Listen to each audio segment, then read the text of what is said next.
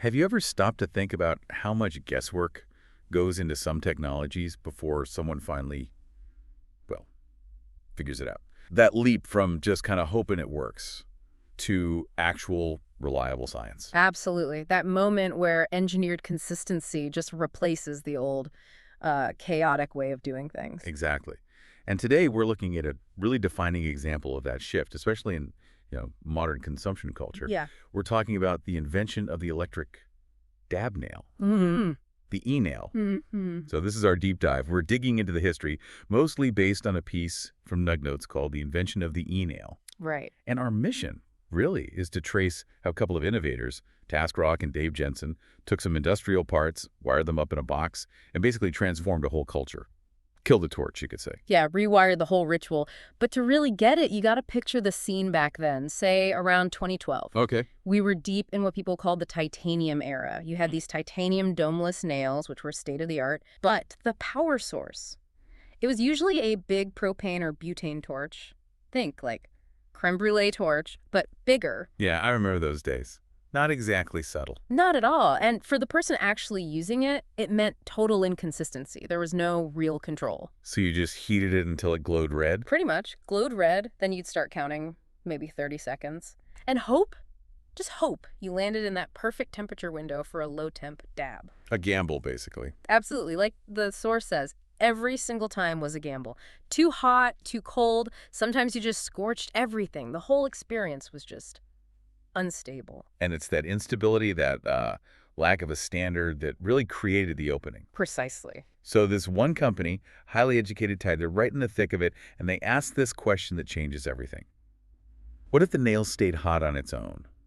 Such a simple question, but with huge implications. Yeah, let's unpack that. Because this wasn't some big corporate lab effort. No, not at all. It starts with TaskRok, who founded Highly Educated T, and his collaborator, a machinist named Dave Jensen. Right, working together. And this is happening, like you said, late 2012, going into early 2013. And where? Just in their regular workspace. Yeah, inside their titanium workshop, they knew titanium, they had the metal skills down. But they needed the control, the brains for the operation. Exactly. And what they did was, well, pretty ingenious. They fused industrial tech with their practical need. They decided to use these things called PID controllers. PID controls. Okay, hold on. That sounds industrial, like really industrial, something you'd find in a factory maybe? Yeah, or monitoring temperatures in scientific equipment, high-end ovens, that kind of thing. So what's that doing on a dab rig? Why not just, a dimmer switch or something simpler? See, that's the absolute core of why this worked. Think about a simple heater, like a toaster oven. Yeah. It turns on, hits the target temp, say 400 degrees, then clicks off. Then the temp drops way down, it clicks back on. You get these big swings. Right, spikes and dips. Right. Volatility. Exactly. That volatility was the enemy in the torch era. It ruined the experience. But a PID controller, that stands for proportional integral derivative. Okay, getting technical. Well, it's basically a super smart thermostat. It doesn't just wait for the temp to drop. It's constantly calculating how fast it's falling. And it adjusts the power hundreds of times a second to counteract that drop before it happens. So if you set it to, say, 600 degrees Fahrenheit. It stays there, like really stays there. Precisely. No big overshoot, no cooling down too soon. Right. It brought actual scientific stability to heating that nail. Took out the guesswork. Wow, okay, that changes everything. Yeah. You go from holding a stopwatch and hoping to just typing a number into a box and trusting the math. You got it. And the source material even has this great visual photos from January 2013, shows their workbench. What's it look like? You see panels laid out, switches glowing red and green, rows of these wired-up industrial controllers, all with hashtag highly educated tags on them. It really shows the intensity, the focus. They're basically hacking temperature control for a brand new use. And it sounds like they were pretty dedicated. The source mentions 3 sleepless nights. Yeah, for that first critical batch, non-stop work. They built these custom black metal boxes marked highly educated. They had the concept, the industrial parts, the finished units. So the prototype is built. Yeah. Now comes the real test, launching it. Taking it public. And that moment arrives pretty quickly. Las Vegas, February 2013, the American Glass Expo, AG. Right. A major industry event. Perfect place for a debut. They roll out these finished e-nails. And the reaction, it wasn't just, oh, that's neat. It was disruptive. Instantly. Think about the shock value. People were used to seeing these big, loud, slightly scary propane torches. Yeah, the torch was bulky, kind of dangerous feeling. Yeah. It represented that whole DIY, maybe slightly uncontrolled vibe of the old way. And suddenly, here's this device, no flame, no roar, just quiet, controlled heat. It made the whole process look safe, clean, almost elegant. There are photos from that show, right? The source mentions one. Yeah, a picture of this hallway, and the caption just nails it. It says, I guess there's a line for e-nails. A line. A literal line of people down the hall waiting to try the world's first proper torchless, temperature-controlled setup. Wow. So the name e-nail, it just stuck immediately. Within hours, yeah. It went from just being their internal name for the prototype to basically defining the entire category, the whole movement. So TaskRok and Jensen didn't just invent a device, they named the revolution. Pretty much. And what they really did was standardize the low-temp dab. That was the magic. Let's dig into that standardization aspect. You mentioned 600 degrees Fahrenheit earlier. Yeah. Why was locking in that specific temperature so important? Well, before the e-nail, hitting that ideal window, maybe 550 degrees Fahrenheit to 650 degrees Fahrenheit, that was the sweet spot for flavor, for efficiency. But it was mostly luck with the torch. Pure luck or incredible skill and timing. Go too high, you just burn everything, takes awful. Go too low, it's inefficient. With the e-nail, they could set it precisely 600 degrees Fahrenheit is the temp specifically mentioned in the source. And it would just stay there, reliably, for person after person at a busy trade show demo. Think about that from a practical standpoint. Yeah, that makes demos possible, consistent, Yeah, and safe. exactly. Huge public impact. It merged that industrial control with the precision of titanium. It wasn't just about convenience for the user at home. It suddenly made shop demos, public consumption events, way safer, less intimidating. And repeatable. Infinitely more repeatable. It really bridged that gap between the kind of niche underground scene and something you could actually market and sell reliably in a store. So the impact was practical but also systemic, right? Mm. It took this process that was maybe a bit arcane, a bit difficult, and made it measurable, accessible. Yeah, the e-nail really became this essential bridge, connecting that older DIY extraction culture to the modern, tech-driven scene we see now. Now, the source material is also careful about the history, the timeline here. It makes a point about clarity. Yes, and that's important, because once highly educated TI debuted the e-nail at AGE in February 2013, the cat was out of the bag. The idea was out there. And then others followed. Right. A few months later, another brand called D-nail emerged. And because the name sounds similar... D-nail, E-nail. Yeah. Yeah, I can see the confusion. Exactly. It led to some confusion later on in forums and discussions online about who was actually first.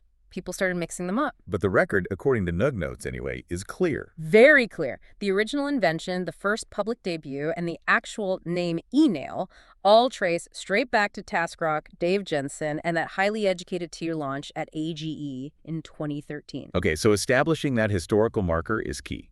Because that blueprint, that first successful e-nail, it kicked off a frenzy, didn't it? Oh, yeah. This is where it gets really interesting, like the source says. It sparked this. What do they call it? An arms race for temp control? That's the perfect phrase for it. Suddenly, stable, precise temperature wasn't just a feature, it was the feature. Consistency became the new gold standard. Everyone wanted in. And how did that play out? What came next? Well, this new stability, this guarantee of precise temperature from the e-nail, it unlocked other innovations, especially in materials. How so? Think about materials like silicon carbide, 6E, or really thick quartz inserts for the nail surface. These materials can have great properties, but they can also be sensitive. Sensitive to heat changes. Exactly. Before the e-nail, hitting one of those with a torch. A slight temperature spike going a bit too hot for a second could crack it or stress it. Very expensive mistake. Right. Risky. But once the e-nail could promise, hey, I'm going to hold exactly 600 degrees, no sudden jumps, suddenly innovators felt safe experimenting with those advanced materials. Oh, okay. So the stable heat source enabled better surfaces. Precisely. The cicat inserts, the quartz coils, all those things that came later, they were developed because they could trust the heat source. The e-nail didn't just heat the nail, it paved the way for evolving the nail itself. That makes sense. It's like solving one core problem unlocks the next level of development. It's a classic tech story, isn't it? Solve the basic control issue, and innovation just explodes outwards from there. So we started seeing digital displays become standard. Yep. Quartz coils gaining popularity. Really, every modern coil-driven rig or controller box you see today owes its fundamental design path back to that Vegas launch. Every controller box is basically a descendant. It's essentially a refined, maybe smaller, maybe slicker version of that original highly educated black box. They proved the core concept. You need industrial-level precision for this to work right. And you can trace that lineage pretty directly, even to the big mainstream devices now. The source mentions Puffco. Yeah, a great example. Fast forward 5 years from the e-nail debut to 2018, Puffco launches the Peak. Which became hugely popular. Massively. And what was its core tech? It followed that same torchless path. They essentially shrunk down the same PID-driven, stable heat control idea into a portable, all-in-one handheld device. So same principle, stable, repeatable temperature, just miniaturized and made super user-friendly. Exactly. Made a plug-and-play for a huge audience, but the core idea tracks right back to the e-nail. Okay, so if we try to pull this all together, connected to the bigger picture. Well, what's really fascinating, I think, is how it started with such a simple, almost obvious desire. TaskRok asking, how do we keep this thing hot consistently? Right, a practical problem. And the solution was this unexpected fusion. Taking industrial PID controllers, something completely unrelated, and marrying them with their titanium hardware. And in doing so, they turned this practice that was all about personal feel, timing, guesswork into something measurable, repeatable, basically scientific. It really feels like the e-nail didn't just replace the torch. It, like you said earlier, rewired the whole ritual, standardized it. Completely. And maybe there's a broader lesson there. You know, when you really pursue consistency in any field, could be manufacturing, could be cooking, could be, I don't know, personal habits. That relentless drive for stability, for repeatability, that's often where the really disruptive innovations come from. It seems simple, but it changes everything. Stability isn't just about comfort or ease. It's often the bedrock for building something entirely new. TaskRok and Dave Jensen proved that. So the next time you see one of those sleek digital devices delivering that perfect temperature time after time, just remember the blueprint. It leads back to some custom wires, a PID controller, and 3 very long nights in a titanium workshop back in 2012. A pivotal moment.